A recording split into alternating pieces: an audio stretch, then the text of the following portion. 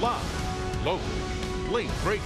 This is Heartland News at 10 on KFVS 12. Good evening. Finally, an end to a dispute tonight between a Poplar Bluff man and the city over First Amendment rights. Now the two groups have finally come to an agreement.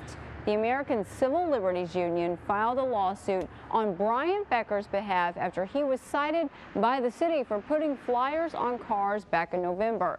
The leaflets encouraged voters to vote down a $20 million bond issue. Now the city took away the ordinance prohibiting people from putting flyers on cars, something Becker says is important to keep the freedom of speech. I'm sure there's many people that think that I'm just a troublemaker. And that's fine. I'm excited to know that anybody can go out and put a flyer on a car, you know, and their First Amendment rights are still protected.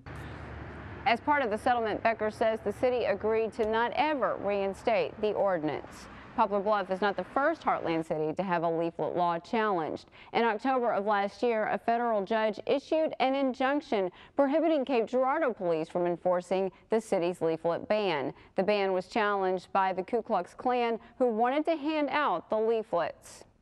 We also have an update tonight on a story about a gay Scott County Central student fighting for his right to bring his boyfriend to prom. This week, the Scott County Central School Board voted unanimously to repeal the policy.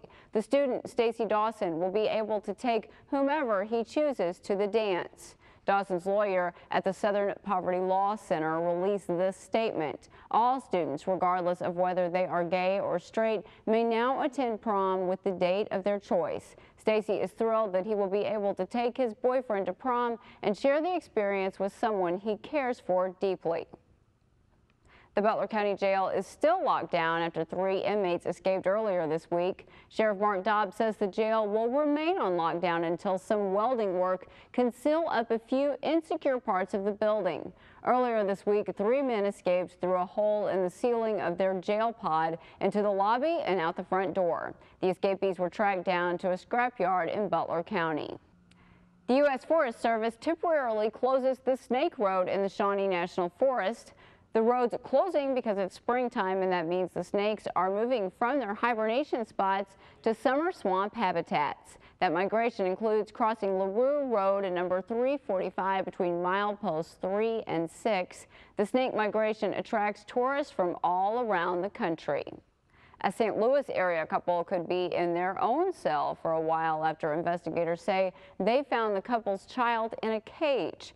Prosecutors say an anonymous tip caller told investigators about the caged boy. Police and paramedics claim the boy's grandmother was supervising him and 5 other siblings when they discovered the child. Prosecutors allege that they found the boy naked and sitting in feces and urine. The cage was reportedly a crib held together with plywood, bungee, and zip lines.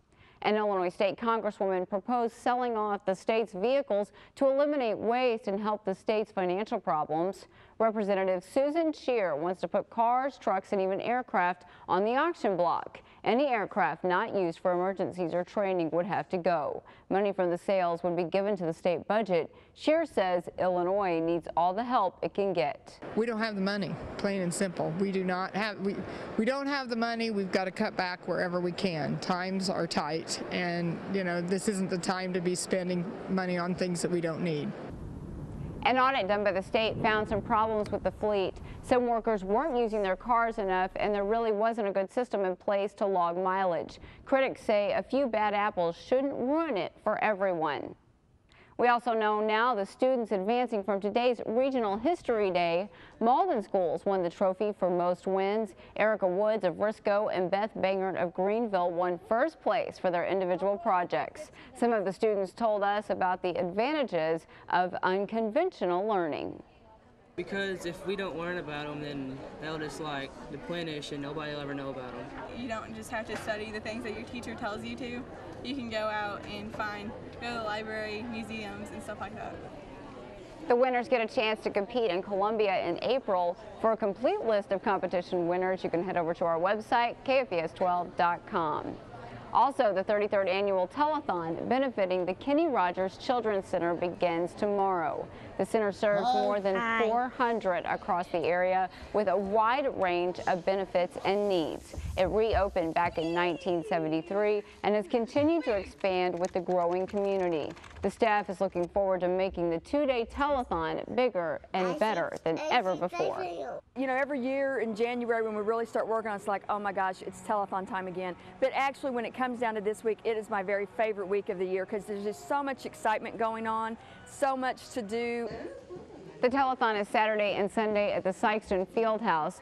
Some of the KFBS News team, including myself, will be emceeing this weekend. For ways on how you can donate or watch the telethon, visit us at KFBS12.com. And we'll be right back with more news after the break.